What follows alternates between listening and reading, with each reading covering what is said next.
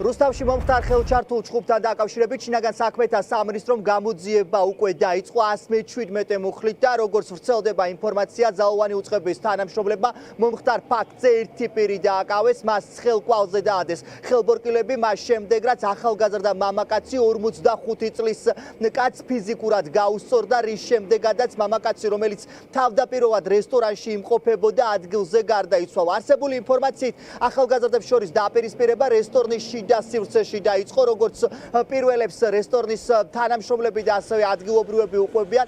ახალგაზრდები თავდაპირველად რესტორანში სიტყვიერად დაუპირისპირდნენ ერთმანეთს, სიტყვიერი დაპირისპირება კი მალევე ხელჩართულ ჯგუფში გადაიზარდა, რის შემდეგაც 45 წლის მამაკაცი წაიქცა, მან თავის სავარაუდოდ ბეტონის საფარს დაარტყა და ადგილზე გარდაიცვალა. ადგილობრივები, რომლებიც ამ შემზარავი ამბის ერთ-ერთი მთავარი შემსწრეები არიან, ჩვენთან საუბარში ყვებიან, რომ რამდენიმე წუთის განმავლობაში 10-მდე პირი იღებდა ამ ხელჩართულ ჯგუფში მონაწილეობას, ამის შემდგომ კი ადგილზე უკვე გამოიძახეს შინაგან საქმეთა სამინისტროს თანამშრომლები, თუმცა საპატრულო პოლიციის თანამშრომლების მოსვლამდე 45 წლის მამაკაცი იყო უკვე გარდაცვლილი. ადგილობრივები ასევე გვიყვებიან იმას, რომ ამ დაპირისპირებაში მანდილოსნებიც მონაწილეობდნენ, რომლებიც ცდილობდნენ მხარეებს შორის დაწყებული კონფლიქტის განეიტრალებას, თუმცა მანდილოსნებმა ეს ვერ მოახერხეს და რესტორანში დაწყებული ჯგუფი 45 წლის მამაკაცის გარდაცვალებით დასრულდა. ახალგაზრდა კაცი, რომელსაც ახლა საგამოძიებო უწყება სხეულის განზრახ მძიმე დაზიანებას დამამძიმებელ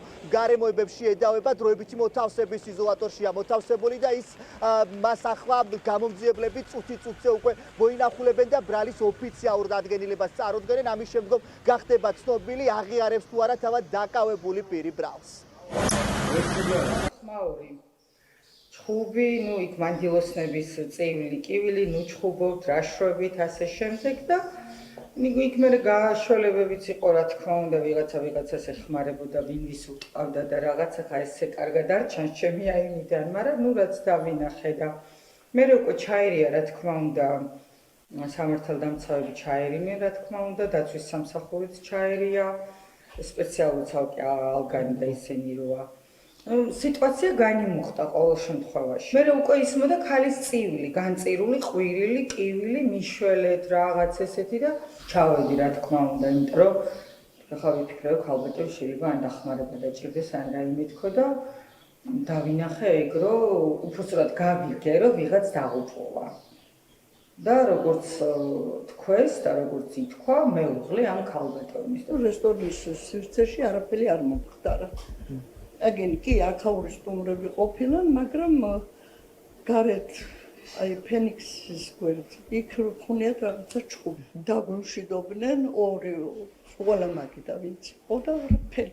არ შეგვეცეკვავდნენ მშვენივრად გაიდროა და არის და ერთმანეთს იცნობდნენ თუ უბრალოდ ერთმანეთს არის სხვადასხვა მაგიდები.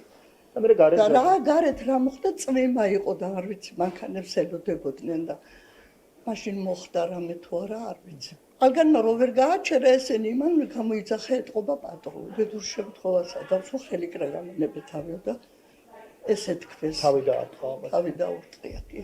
პარდიული იყო არის მაღალი ცოტა ფენიქსთან ასასვლელი. რესტორანში ყოფილა და გამოთუნა და აი ყობი მოსულიათი და რაღაცა და აი. ერთია გარდაცვლილი, ხო როგორც მომსვლელი ყოფილა კიდე გვერდზე იყო 15 წლის ბიჭი რა. შულთან ერთად იყო რესტორანშიო? კი, 15 წლის ბიჭი ყოფილა. ჩვენმა კამერებმა გადააფიქსირა ალბათ, ხო? ამოიღეს პოლიციელებმა.